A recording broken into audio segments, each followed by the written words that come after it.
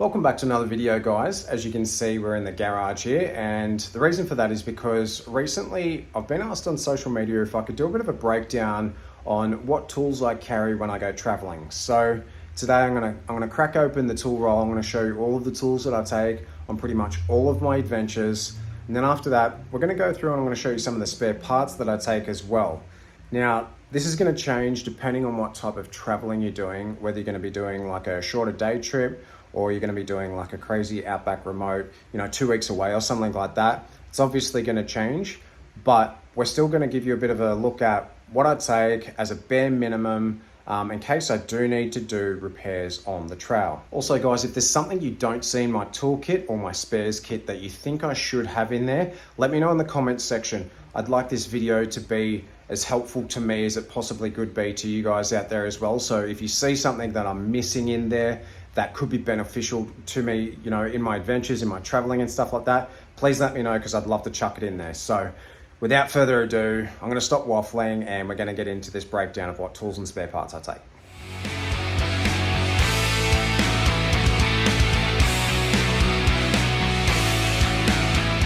All right, so first off, we've got the tool roll here. As you can see, it's just got the little handle on it. It's a pretty basic tool roll that just has the buckles on there. I got this one off Amazon and I just went on, had a bit of a look and decided out of all of the options there, obviously, which one was gonna suit what tools I wanted to carry best. So yeah, I think this one was about 30 bucks or something like that. So I can't really complain. All right, so we'll just start from this end. Down here in this back pocket, I have all of my sockets. All of these sockets obviously serve a purpose to do some type of work or maintenance or get something off or put something on, tighten something, loosen something on my bike. So we go everything from an 8mm right up to a 30mm. The 30mm up here will be used for tightening or loosening the countershaft nut.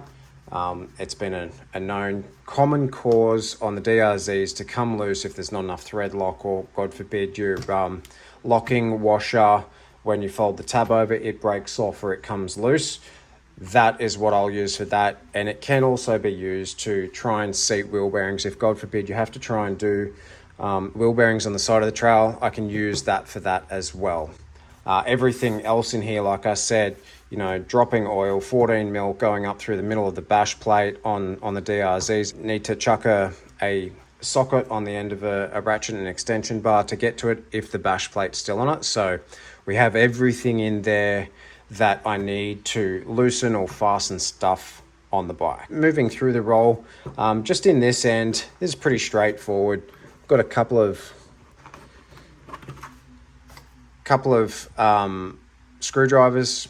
I've got a flathead one in that side, and on the other side, this one's a Phillips head. Pretty straightforward. These are just tools that I've either bought for traveling, or I've just had that I've collected over time, extra tools that I've had and collected over time. I've got, 2s, 3s and 4s of some of this stuff. So it's kind of the perfect use, having extra tools to make your tool roll for, adventure riding. So both of these screwdrivers, they both have magnetic tips on them in case you drop something, in your engine casing. That's a pain in the ass to get out. It just makes working on your bike, on the trail or anywhere, you're not in a workshop, that little bit easier. Moving on here, this is obviously a spoke spanner. Now these ones are specific to my bike. I do have the other ends that will suit other size spokes, but this one is specific to my bike because obviously, this is my toolkit for my bike. I could take the other ones, but I probably wouldn't unless I was going on a big group ride where there was the potential for other riders to come across dramas with their spokes and need them tightening or replace or whatever. In that case, I would take them, but I just don't feel like it's really that applicable for my toolkit. Moving on to spanners. So everything in here, I've got a 14 here, we've got the 12, I've got a 10, I've got an 8. The spanners all pretty much go in the size increments of my sockets as well. Now they're all ring spanners as well, so it just makes it a little bit easier to work on your bike when you just have those sort of those luxuries, especially ones like this, like the 12 mil. It has that bending elbow. That's fantastic to work on your bike when you're trying to get that nut off the valve, and the spokes are in the way. That's super handy for that, so always sort of keep that one in there. But yeah, all of the spanners, they go up to 14, and anything over that, I have the shifter, which can sort of take place of the larger size sockets if I can't use them. So moving on from the spanners, we have obviously the ratchet that I'll need to use the sockets with. Also have a little extension bar here, in case I can't quite get into somewhere in the engine. So ratchet to suit the sockets and extension bar to go with it. Next up, over here, I actually have a spark plug spanner. This one's super basic. I think this one is actually just a Ballard's one, just in case I do flood the bike, or I foul a plug that bad that I can't use it anymore and I need to replace it. I always take this on me just in case, and the other reason I take this is because it also doubles as a front axle spanner. This goes inside the right hand side of a DRZ's front axle, and then you undo the nut on the other side, so goes straight in, and you can just hold tension on it there, and it just makes getting that axle out so much easier. So dual purpose for that one, but an absolute must in my tool roll. Next up, we have a set of just the Tool Pro like cheapy Allen key set from Super Cheap. I've had these ones for ages. I always used to take them in my 4-wheel drive and keep a set at home as well. These are the longer ones, like I said before, in case you can't get somewhere in and around the bike, you need a little bit more extension. I find that it's just easier taking the long ones. I'd rather have them there and not need them than not have them and need them. So always keep those ones in there as well. Next up here, we've got kind of like a little cheapy mini Leatherman style pair of pliers. It has a few knives in there, bottle openers, not that I'll really need that, but little screwdriver and file and stuff like that in there. But yeah, decent set of pliers on them if I ever need it. So always keep that in there. You just never know. Next up, we've got my stand. This is my homemade stand. You guys might laugh at this, but this is my homemade stand in case I don't have a stick or a tree or something to strap my bike to when I need to take a front or a rear wheel off to do a puncture repair or some sort of repair. This is super straightforward. I bought some alloy tubing, square tubing, and then bought the same tubing a few mil smaller so it could slide inside it, and roughly drilled some holes, and then I just put the bolts back through, and that's my little sort of opposite stand that helps me change the tires and do repairs and everything like that. It's super basic, but I actually ended up using this one when I done that day trip in the last video with all of those boys, and I got those punctures. I pulled this out, we chucked it under the bike. It works super well. So yeah, I would highly recommend for this. I think this cost me bloody $30. It took, I don't know, maybe half an hour, an hour for me to make, and yeah, super useful. The only thing I will say is, so you've obviously got the angle on the end of it. If you do try and put that into bloody dirt or mud or something like that, it's just going to sink straight in. But inside this spares kit, I actually carry a bit of thong. So I've got like a thong cut off an old pair of thongs that are put underneath the stand in mud and sand and stuff like that. So I actually use this sort of for the same thing, to put the thong under that. Super useful, and pretty bloody low cost, and being alloy, it's also low weight. Moving on, we've got a set of like multi-grips here. These ones, I actually really love these ones. Hey, they go crazy wide open. I've put tape on the end of these ones just because I actually used this on some sensitive parts on the bike, like getting out the countershaft spacer behind the front sprocket and stuff like that. Didn't particularly want to scratch it with the sharp edge on there, so that's why it has tape on it. But we recently used these to help reseat Jake's countershaft spacer when it came loose and he dumped all of his oil all across the road. So, you know, we used some of these tools and we used this to help get it reseated, and it was honestly, yeah, super handy just having it there, good to go,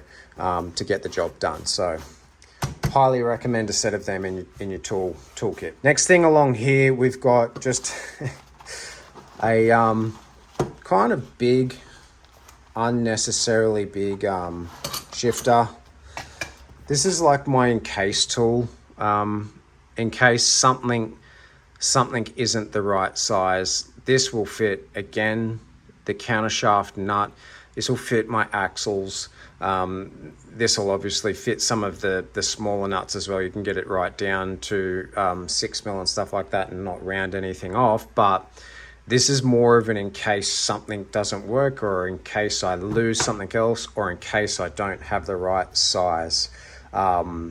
I would like a shorter one and possibly a lighter one. The only reason it's this large is because it's the only one I have at the moment that will give me that sort of larger bite that'll extend right open and get onto that countershaft nut, because it's like 30mm. So this is something that I take that is not necessary to be this size, but it's I kind of can't go anywhere without it. It's just in case, you know, just in case you need it. Over this side, kind of the important stuff, right? We have tire spoons.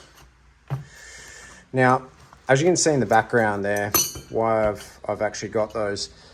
These are the Ballards. I don't know if you can see that. These are the Ballards tire spoons that are used for ages. Initially, when I got them, they appealed to me because, you know, they would sort of screw down in size and they didn't have any sharp edges on them. So there was a very low chance of me pinching any tubes, especially when you're working out on the trail and you might be a bit fatigued, a bit tired. It's easy to make mistakes. So I never really had any dramas with these ones. They always done the job. However, on that last trip with all those boys on that day trip, those are the ones that we were using when the other guys accidentally pinched my tubes. And I don't know whether it was coincidence or what, but I was riding along a trail and I found these ones on a trail out near Kenilworth. And a lot of people messaged me and said, get these ones. They have a sort of more narrow tip. They go over the edge of the rim a lot better. You're not going to pinch tubes or anything like that. And I was like, great, well, I already have a set anyway. So I recently just changed out a front tire anyway, and I used these to take the tire off, put the new tire on and whatnot. And they work great. They're a little bit smaller, and they also have different spanner sizes in the end of them. I think they go up to a 17mm. So these are the ones that I carry now, along with this spoon. This is a third spoon, so generally you want 3. Getting any repairs, getting any tires on or off with 2 spoons is just a shit fight. You want 3 at least. And this one has a 24mm ring spanner on the end of it, so that takes off my axle, front and rear axle nuts. So that just there can at least get my tire on or off, and I can get the wheel off as well, provided for the front I have a 12mm to get off those smaller studs. That's what we have for tire spoons. All right, next up, just in the end here, this should probably be in a spare part thing, but I do like to carry it in the tool roll. Kind of fits nice and snug in the end there. We have various sizes of zip ties, various thicknesses of zip ties. I just keep them in the end there because they just sort of fit quite well. Guys, that's pretty much it for my tool kit. That is everything that I carry. I took pretty much all of this stuff. This is everything that I took tools wise when I went out and ended up basically just doing that Cameron corner loop when I tried to have a crack at the Simo. And they're the tools that I take on practically all of my other adventures as well. So if there's anything you guys can't see in here that you think I should have in here, let me know in the comment section. All right, next up, this is my spares kit. This is what I take all my spares in. Some of you might be looking at this thinking that's kind of a lot, but to be honest, I think maybe even on the shorter trips with the spares, I go a little bit overkill, but I'd rather just have it there just in case, because you never know. So first off, we've obviously got tubes. Running tube tires, something that is inevitable sooner or later. If you come across a puncture, you're either going to need to repair that tube or you're going to need to replace it. So I carry my tubes in just like an old pair of socks for two reasons. Because riding in rough terrain, it is very easy for tubes to rub together, to rub against the corner of things and sort of self-puncture themselves just through the vibration of, you know, running a sort of a small single cylinder bike all day long. And through rough terrain, stuff's going to move around. So I put them inside these socks, so that's just going to drastically reduce the chance of getting any sort of rub marks go through the tube before I even get it in the tire. And you know, you're on the trail and you do need to use a rag, you're doing repairs, you don't have gloves or anything like that. The socks second, as you know, rags to help clean stuff when you're doing repairs on the side of the trail. So front and rear tube. Next off, we've just got a couple of straps. Always keep these in here, the 2 meter ones.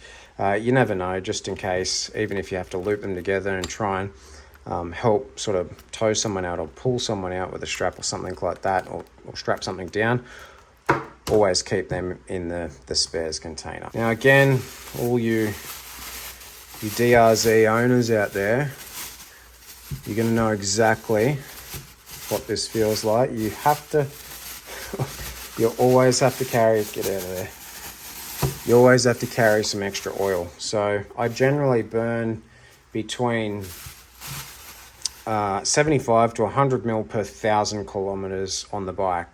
This I can squeeze in about 300 mil of oil, so pretty much covers me for most trips, unless they're going to be crazy long ones. But I do like these smaller mini water bottles, 250 mil, mind you, that is up to here when you get the water in it, so you can squeeze 300 in there. But this is a perfect size, and you can push the side of the neck down. When you open the bottle, you push it down and it turns it into like a little bit of a spout, so you can just pour it in super easy. But yeah, always take some oil with me.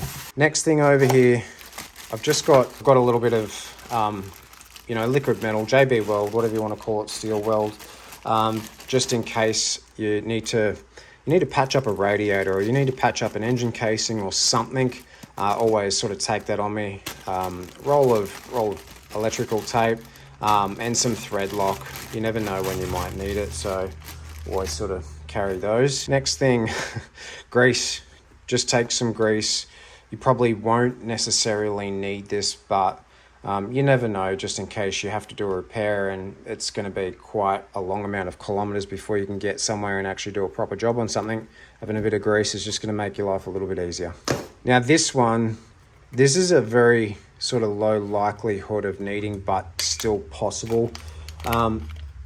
This is for like a throttle repair or a clutch cable repair, any sort of cable repair. There's I believe they're two 2 meter length cables in there, or two 1.5 meter cables in there, and the nipples and everything associated with it to do cable repairs in case you snap a clutch cable or throttle cable or whatever it might be.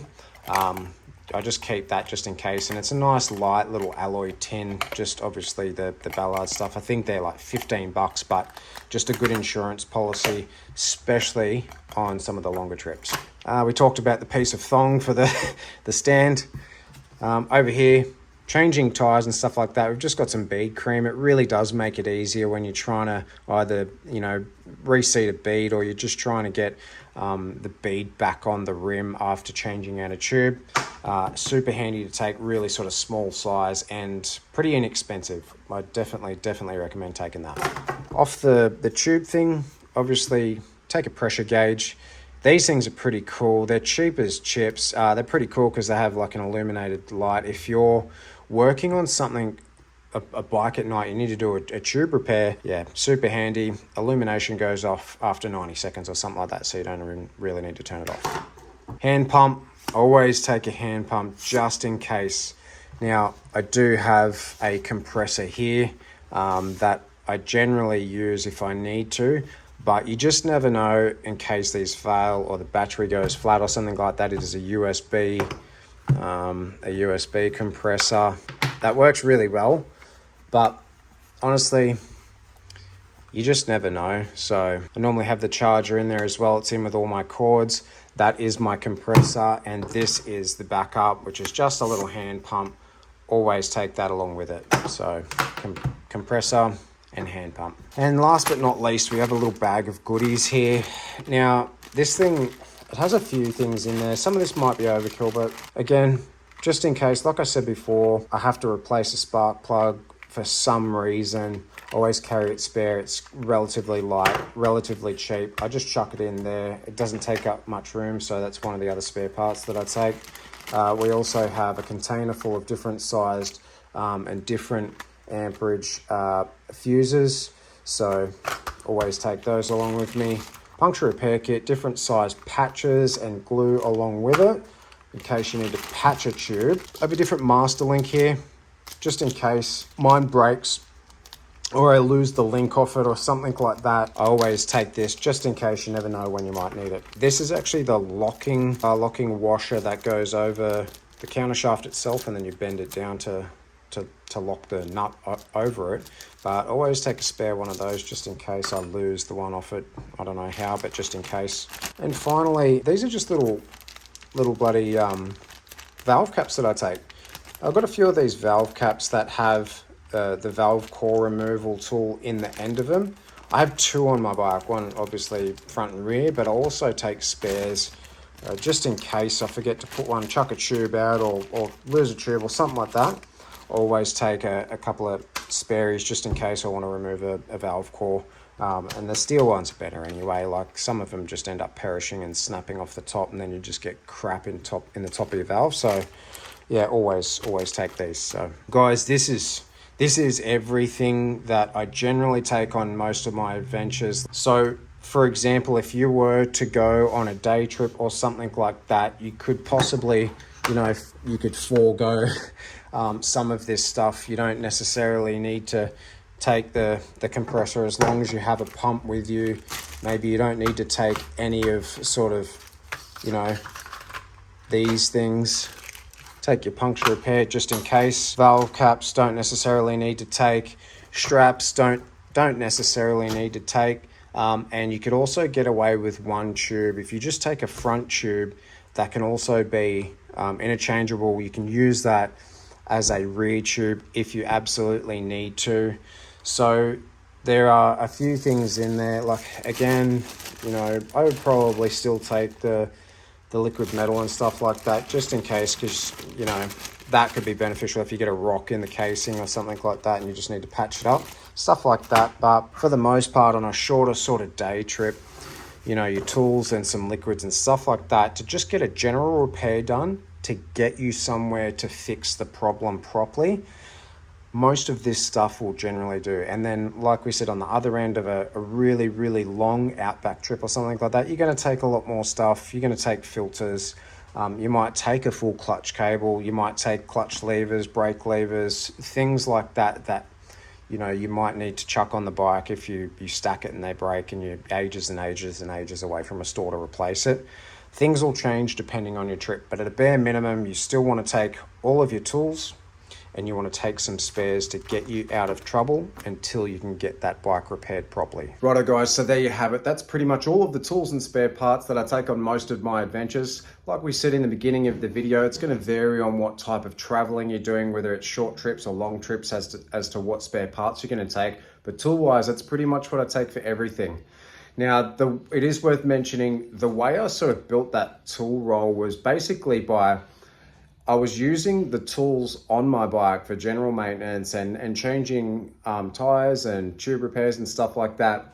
Everything that I used, I put aside and I put into that tool roll. And then tools that I had in there that I was just never using, that didn't have a place in there, I took them out. So everything currently that is in that tool roll serves a purpose, and that's sort of how I built it, by using it on the bike. So when I'm at home here, I do my oil changes and any other maintenance, anything that I need to do on that bike, I bring my tool roll out and I work on it with that tool roll, just so I know that everything in there is still obviously current to what I need it for. Hopefully this has helped you. Hopefully this gives you some ideas for your own sort of spares kit and your own tool kit.